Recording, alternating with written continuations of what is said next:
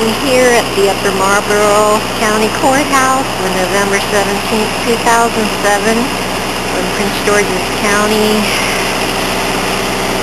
is forcing parents to get their children vaccinated to attend school or risk being forced to go to jail if they don't do so. There's lots of news crews here. You can see from all the equipment.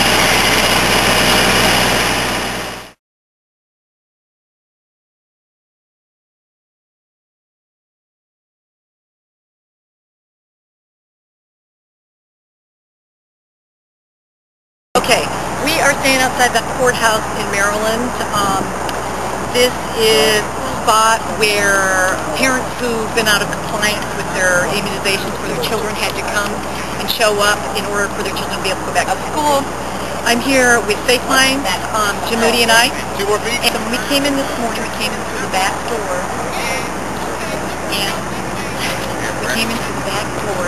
And we noticed all the people in line, and we asked the officials exactly what was going on. They said they came into the line, and then they would get packets that were already paper clipped together, and they would go down the hallway, and the nurses would help them fill the packets out, and they would get in line, and then they would get their shots. So we grabbed one of those packets, and lo and behold, the exemption forms for both medical and religious were not with the forms. Jim Moody happened to notice them on a back table outside of the whole main area where everybody was. The back table, they were sitting on the back table, so he grabbed one from there. We came outside and asked the state attorney, Glen Ivey, about that, and CNN was filming at the same time, and we asked them to please make sure that the exemption forms were put with them. We interviewed the parents coming out. They had their letters. There was no mention of the exemption, either medical or religious. I talked to a lady who had a premature daughter with epilepsy, and she was not told even inside the building about a medical or religious exemption. And so that's kind of, and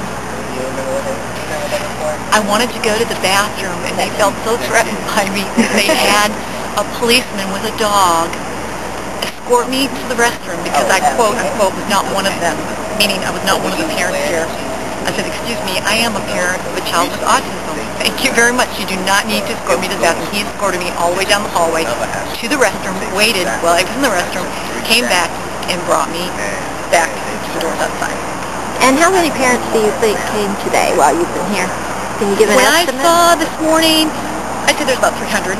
300? And now they're just trickling in. Right. And it's about, what, 12:30, 1 o'clock?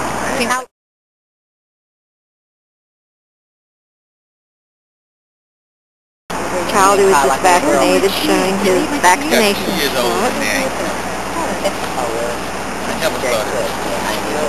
Good to go then, right? Good to go. And you said it didn't hurt. Why hadn't you vaccinated? He's currently living with his mother. Okay. And I really leave that up to his mother, but okay. He still has been all shot. He recently just got 3 shots. He needed 2 more. Which ones did he need? So he's thinking when he took the 3 that he would need no more shots. Which ones did he need? Do you know? He needed a TB shot. He needed a tactical shot. Okay. And he needed a Hep B shot. Okay. When you went up, did they offer you the opportunity not to take the shots through either medical or religious exemption? Did they say anything to that to you? Actually, was they on medication? Other than that, no. Okay.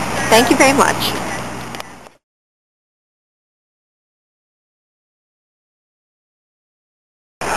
You know, from my perspective, we just really wanted the parents to come in and make a choice one way or the other so that we can go back into school. Right. Hey, now, is everybody going to be around the waiver? Yep. But I was told by various people that that was not in the packet that was handed to the parents this morning, that it was on a table in the back of the room. That's true, but admit it. Yeah, but I guess the point I'm trying to make is that, because there is a separate form for that, but it's on the form that they use for the immunization itself at the bottom of it. So the form, anybody that gets, if you get your shot, so when you go in and you do the shots and the information would go here, at the bottom of all of those forms is the waiver.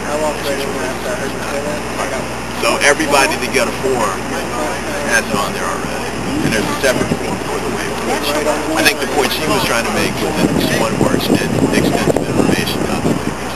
Right, and I think we should be getting a little bit more extensive information about what the vaccine is. I mean, you still admit that you're not entirely sure about the vaccine, what they actually do to the human body. So, well, I know the issue should actually be backtracked a little bit because, of lack of knowledge and that. Well, I know there's a debate about, the impact. And if we're still questioning it, then why are we trying to, make a step forward? If the issue itself is still in question. Well, my sense is in the medical community, it looks like the vast majority think they're safe. I know there are objections to that. I'm not trying to get conflicts of interest. Okay. And Dr. Shell, you can come out here and talk with you about it too. But, Kellyanne, if you introduce yourself and say who you are when I do film you. Pushing drugs that aren't necessarily safe. I mean, you remember Vioxx about 2 years ago, right?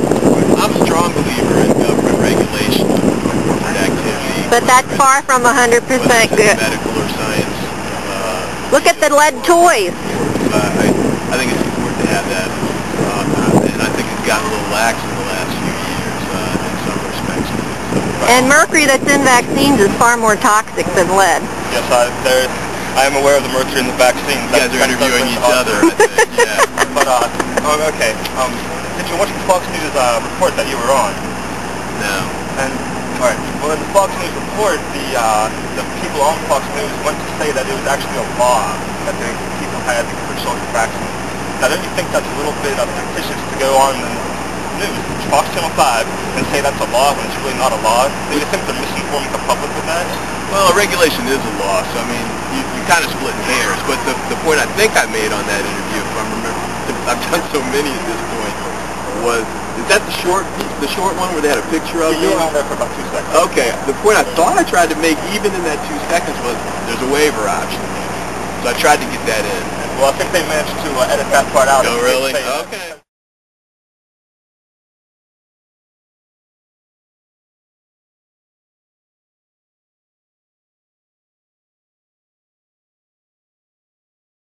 They don't have to be there. Right. Hi, I'm Debbie Mason. Hi, I work with Debbie. Mike Dow here in Oh, Maryland. yes. Well, say hi to Mike for me. I gave Mr. Ivey a copy of Evidence of Harm and asked him to read it. Well, that's and great. The Prince George's Health County officer, the same.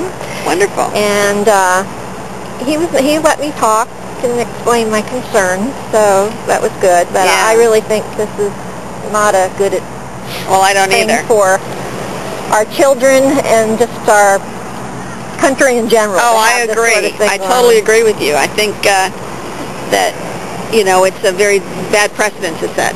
Yeah, I'm very disappointed in the state of Maryland. Well, thank you for coming out. Well, thank you. I've I've been passing out your statements. Oh, that's great. That's great.